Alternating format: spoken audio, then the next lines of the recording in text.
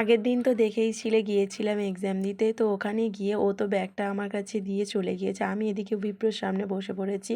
এদিকে বসে বসে এতই বোর হচ্ছিলাম, খাবার নিয়ে চলে এলাম। এদিকে আমার পাশের এই বাচ্চাটা দেখো, ওর মা গিয়েছিল এক্সাম দিতে, ওর বাবা গিয়েছিল ওর মাকে ছাড়তে, তো আমার উপর ভরসা করে রেখে দিয়ে চলে গেছে। এখানে তো শেয়ার করে খাচ্ছিলামই, তারপরে এই পায়রাগুলোও কি সুন্দর আমাদের সাথে খাচ্ছিল। এদিকে দীর্ঘ 5 ঘন্টা পরে ও এলো, আর ওর মুখের হাসিটা দেখেই তো তোমরা বুঝতে পারছো ওর এক্সাম কেমন হয়েছে।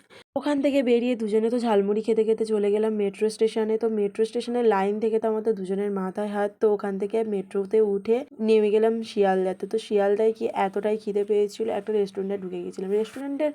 রেস্টুরেন্টের অ্যাম্বিয়েন্সটা তো মোটামুটি ছিলই, বাট খাবারটাকে যে আমি কিভাবে তোমাদের কাছে এক্সপ্লেন করবো আমি বুঝতেই পারছি না। এত জঘন্য খাবার আমি জীবনে খাইনি। দুজনে তো খেয়ে শেষ করতেই পারছিলাম না।